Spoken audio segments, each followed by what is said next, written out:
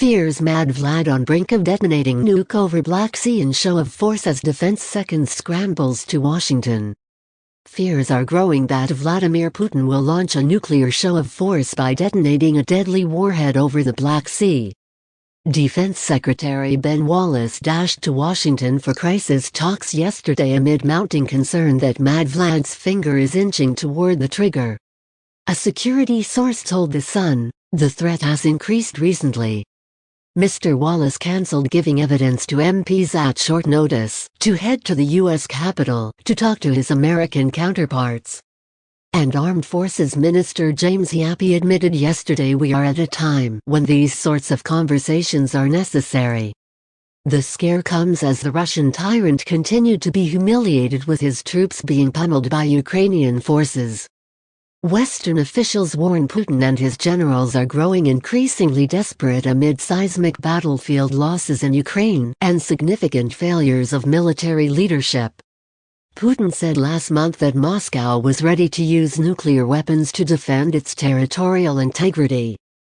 And U.S. President Joe Biden has warned that the world is closer to Armageddon than at any time since the 1962 Cuban Missile Crisis. In a fresh bout of saber-rattling yesterday, Putin's spokesman warned that newly annexed parts of Ukraine could be defended by nuclear weapons. Dmitry Peskov told reporters, "All these territories are inalienable parts of the Russian Federation, and they are all protected. Their security is provided for at the same level as the rest of Russia's territory." The heightened fears come as Putin's forces continue to be driven back in the east of Ukraine. One source said Putin was running low on high-precision, long-range, significantly sized warheads like the S-300 missile. A Western official added, "Although Russian stocks are large, they are by no means infinite. When you look at the number of missiles fired over the last few months, we are thinking here that this is an issue." Russia's ability to continue with this saturating barrage of precision weapons is getting to a point now where this will be unsustainable. As a result, Putin is deploying Iranian-made Shot 136 drones.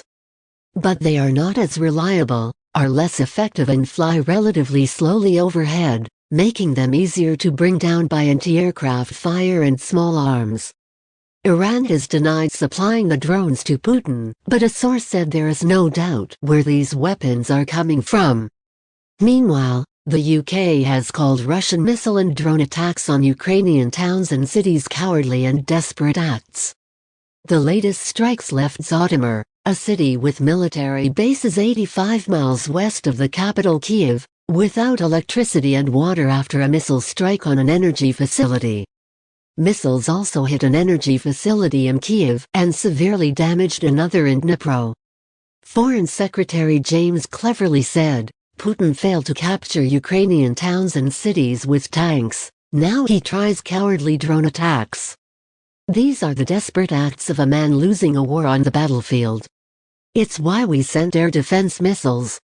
He won't break the Ukrainians or our resolve to stand with them. Western officials have also confirmed that Putin's army is short of officers, both in the field and at higher strategic levels. A source said, "In the face of failure, there is a preference to scapegoat and sack individuals rather than rectify systemic faults. There is likely a critical lack of command continuity. This is more damaging than in Western military." Last night PM Liz Truss spoke to French President Emmanuel Macron. They discussed their deep concern at Russia's recent barbaric attacks on civilian areas in Ukraine. They agreed the UK and France will continue to work closely together with allies to support Ukraine and coordinate our response to Russian aggression.